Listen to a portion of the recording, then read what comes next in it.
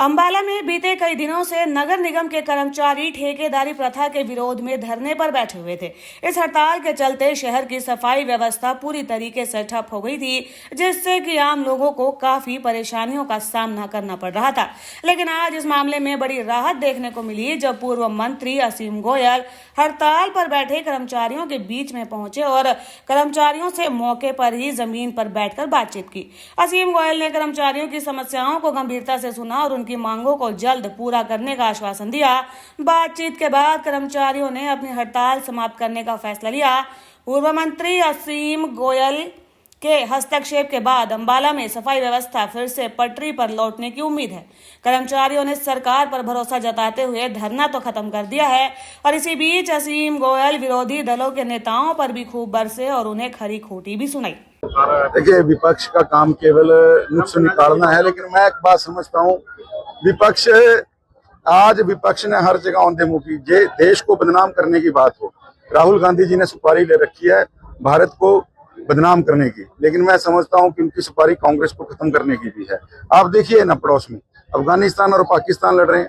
आप देखिए, America, Israel, Iran से लड़ रहे हैं। आप देखिए, पूरे मिडिल ईस्ट के अंदर अशांति है। मजे की बात तो ये है कि अमेरिका से हमारा गैस आ रही है, रशिया से हमारा तेल आ रहा है, और ईरान जो सबका रास्ता बंद करके बैठा है हमें रास्ता दे रहा है, और तीनों आपस में लड़ रहे हैं। लेकिन हमारे लिए तीनों अपनी गैस, तेल और रास्ता खोल के लिए बैठे हैं।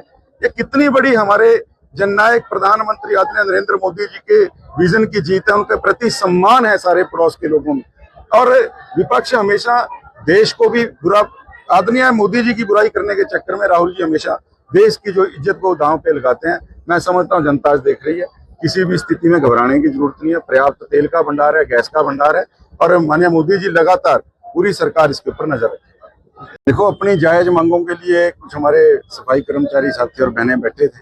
मैं तो मांगे इसलिए जायज कहूंगा कि उनको लगा कि ये बात हमारी माननी चाहिए। जिस प्रकार से आज प्रदेश के अंदर एक जनप्रिय और जमीन से जुड़े नेता आदरणीय नैब सिंह सैनी जी के नेतृत्व में सरकार चल रही है, तो मांग कोई भी मांग सकता है, क्योंकि पता है कि हमारा जो नेता है वो बिल्कुल जमीन से जुड़ा हुआ, हर आदमी की तकलीफ को समझने वाला, और उनकी जो जायज मांगे थी उसका हमने आश्वासन दिया। हमने राजनीति नहीं की। राजनीति करने वाले लोग यहाँ काफी दिनों से आते रहे, और आज जब हमारे को इनकी जायज मांगों का पता चला, मैंने कमिश्नर साहब को कहा भी है कि आप इनसे मिलकर तुरंत इनकी जायज मांगों को मानने का पूरा काम करें। मैंने जुबान भी दिया, मुझे कहीं तक भी जाना पड़े।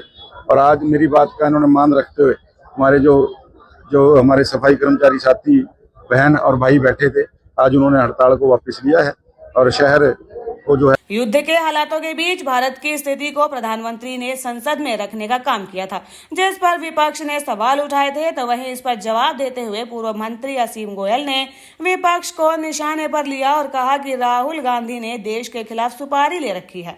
असीम गोयल ने आश्वासन दिया कि देश के पास पर्याप्त मात्रा में तेल और गैस है। विपक्ष जो है पैनिक क्रिएट करने का काम कर रहा है।